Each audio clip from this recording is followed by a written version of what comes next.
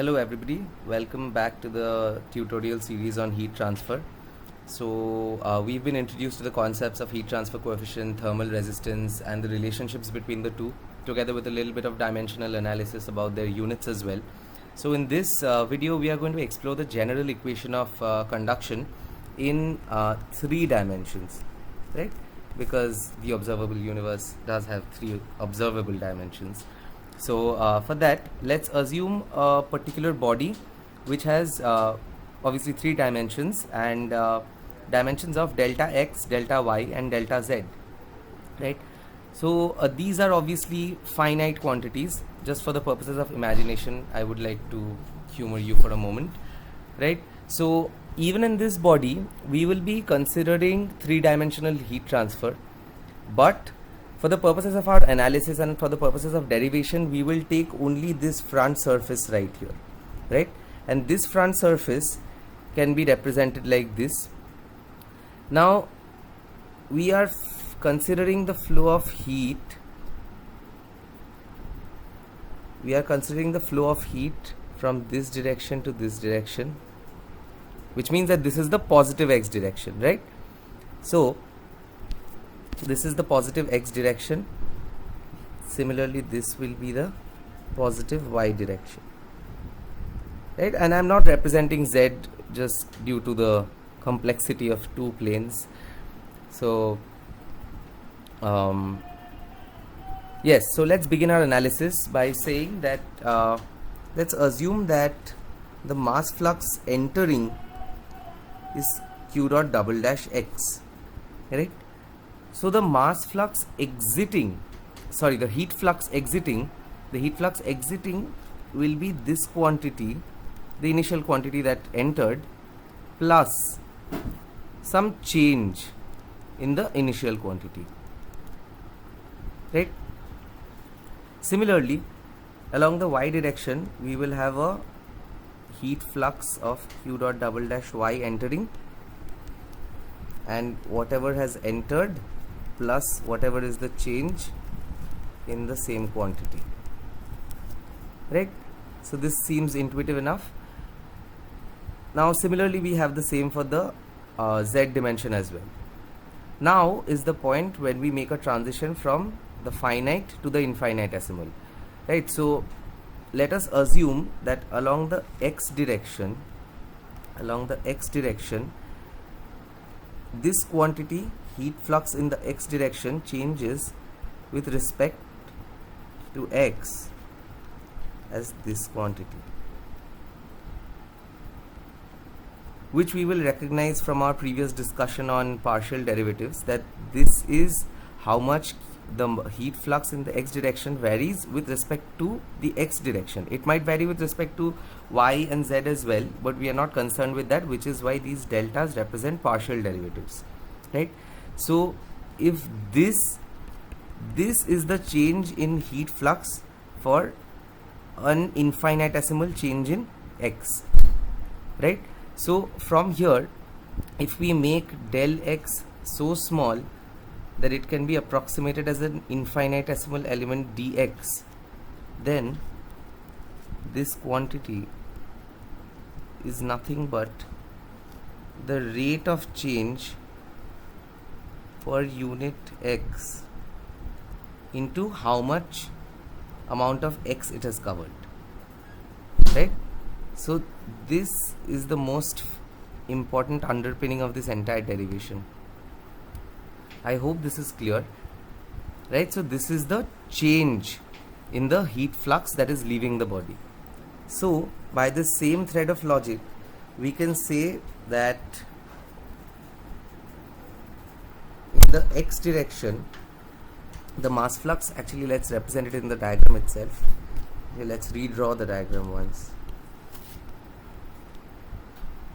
So in the x direction, if we have q dot double dash x entering, then we have q dot double dash x plus del q dot double dash x by del x into dx, right?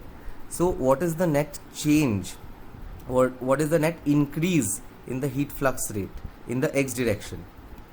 So in the x direction, the net increase is nothing but this quantity right here, and for the y dimension just change the subscripts because the phenomena is the same. Keep a note of the ones where I'm using exact derivatives and partial derivatives. These are exact derivatives because this is a translation from finite lengths to infinitesimally small lengths, right? So it's not varying with respect to anything else, right? So in the z dimension as well, so we will have the same del z into dz. Now one thing that we need to note here is that we were considering heat fluxes, right?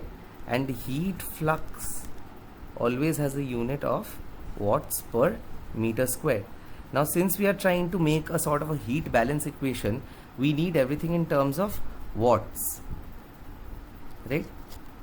So we need to get rid of this meter square term. Now when heat is flowing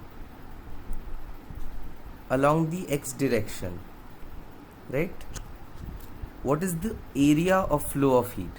The area of flow of heat is nothing but this face right here. Pardon me, the eraser keeps toggling back. So this face right here, and this face is nothing but delta y into delta z, which is equal to ax, right? Now these are the increases in the heat fluxes. So if we want to see the increase in the heat quantity, we just need to multiply them by the area concerned. So for x, we have seen that the area will be del y into del z, but since we are considering infinitesimally small dimensions, that will be, let's multiply them by dy into dz. Similarly for y, this area will be dx into dz. Similarly for z, this area will be dx into dy, right? So if you notice, all of these three terms have a dx into dy into dz at the end, right? So all of these things can be written down as the volume of the infinitesimal element can be written as dx into dy into dz,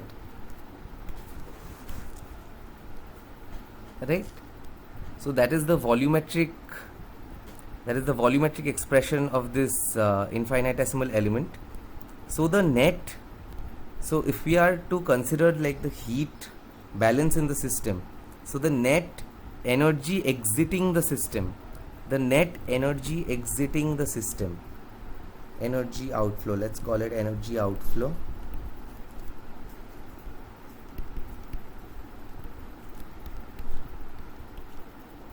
so the net energy outflow of the system will be nothing but what did I do? Yeah, so the net energy outflow will be